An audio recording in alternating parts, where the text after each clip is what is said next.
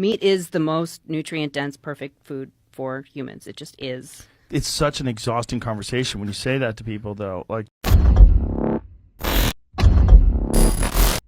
hey, what's going on, guys? So today we're going to talk about whether or not red meat, or beef, is the most nutrient-dense food on the planet. If you've been on social media, and especially in the nutrition space or the anti-vegan versus vegan space online, you'll see that many anti-vegans and especially carnivore dieters like to claim that red meat is the most nutrient-dense food on the planet. And I've never really taken a lot of time to fact check this besides the time in which I was covering what I've learned where he was claiming that red meat was so nutrient-dense. So today we're going to actually analyze the claim fully and see if it's true that red meat is the most nutrient-dense food on the planet. Now, when it comes to nutrient density, usually what people mean by this is the amount of nutrients per calorie or the amount of nutrients per serving or weight in terms of whatever food you're talking about. So we're going to compare 2,000 calories of red meat to various plant foods, which actually per calorie and per gram are more nutrient dense than red meat. And just a disclaimer, I'm not advocating for eating one individual food. Okay, like that's something that carnivores like to do. I advocate for a more balanced diet because overall diet quality is what really matters when it comes to, overall health outcomes. Please don't consume one of these single plant-based foods that I discussed here that are clearly more nutrient dense, either per calorie or per gram than red meat. You'll find that it's even unrealistic to consume 2,000 calories of some of these foods given just how high in volume they are. But anyway, I'm just making the point here, right? That it is a false claim to say that red meat is the most nutrient-dense food on the planet. And that's when we go by either calories or grams or even both. So first, we're going to compare red meat's nutrient density per calorie to other various plant foods. Then we'll go off of per gram and then maybe even per serving. Let's see if the claim is true. So 2,000 calories of beef ends up getting you 65% of all of your nutrient targets. Let's look at 2,000 calories of wheat. You get 72% of your nutrient targets. So per calorie, wheat is more nutrient dense than red meat. Next is soy, which provides 80% of your overall targets. That's more than red meat. Then we have General Mills Cheerios, which provides 87% of your nutrient targets. That's more than red meat. Black beans is 78% of your nutrient targets. Avocado is 68%, which is also more than red meat's 65% amount. 2,000 calories of potatoes provides 71% of your overall nutrient targets, also more than 65%. Quinoa provides 77% of your nutrient targets. Oats provides 68%. Lettuce, which obviously no one's going to consume 2,000 calories of lettuce, but lettuce provides 91% per around 2,000 calories. Spinach, 92%. Again, no one's going to consume 2,000 calories of spinach because it's so high in volume, but still kind of hilarious that even per calorie, spinach is more nutrient dense than this supposed crazy red meat that everybody talks about. Almonds, 67%, more than 65%.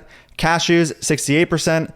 Peanuts, 72%. And here's a really good one, guys. And this one's going to piss off the carnivores just, unbelievably. Impossible meat, 77%. And to be clear, also per gram, but we'll get to that a little later. 2,000 calories of broccoli, 92% of our overall target, better than red meat per calorie. Fortified unsweetened soy milk, 92% of our overall nutrient target with 2,000 calories. Now, I could already hear the carnivores in the back saying, oh, but it's fortified, it's fortified.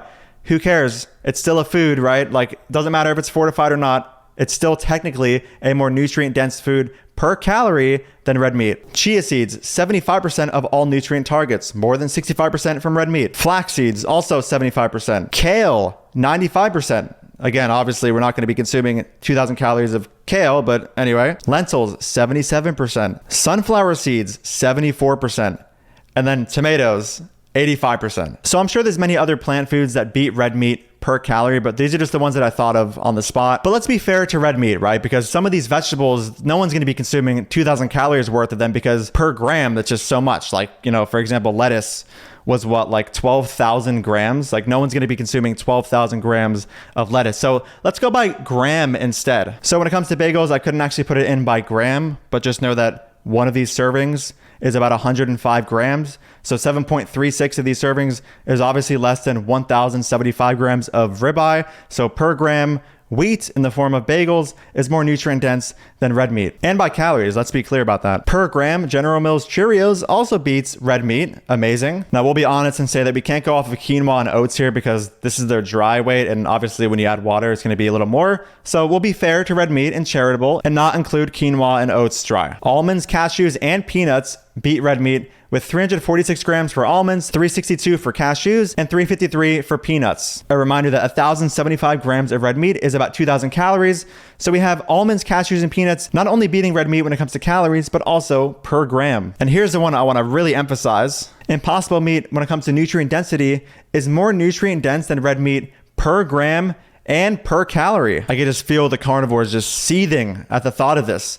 Who knew? All these people saying that red meat is the most nutrient dense food on the planet just didn't realize that impossible meat is actually more per gram and per calorie. And I'm not going to hear out the cope of like, oh, it's fortified, it's this, it's that. Doesn't matter. It's still a food. It has nutrients per calorie and per gram, and those nutrients are higher than red meat. Soy milk is a liquid, so we're going to save that for the serving size section of this video. Chia seeds and flax seeds beat red meat per gram and per calorie. Amazing. And last, for the gram section of this video, sunflower seeds also beats red meat per gram and per calorie. Now, like I said before, soy milk was a little bit weird to compare with grams because it's a liquid. So instead of grams, let's go by serving size. So I think about 1 cup is the serving size for soy milk. And then I think 3 ounces is a serving size for beef. And unfortunately, beef actually wins this one.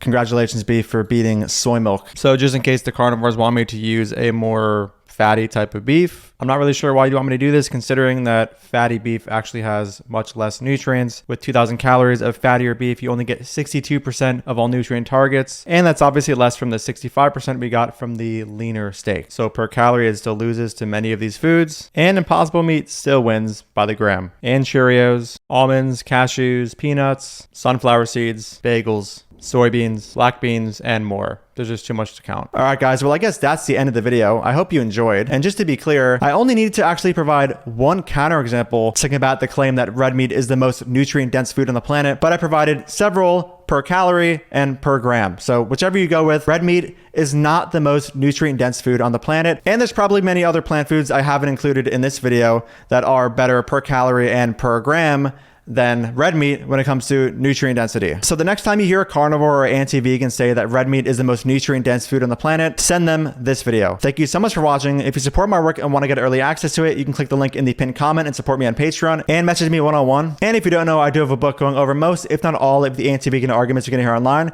If you want to get that as well, that'll be linked in the pinned comment. Thank you so much for watching, and I'll see you in the next video. Dude, Fuck off. I don't want anything to do with you. Don't ever speak to me again. You're a fucking piece of shit. even vegans don't get your weird, stupid wannabe sense of irony here. Who is your audience? Nobody gets these dumb jokes. Dude,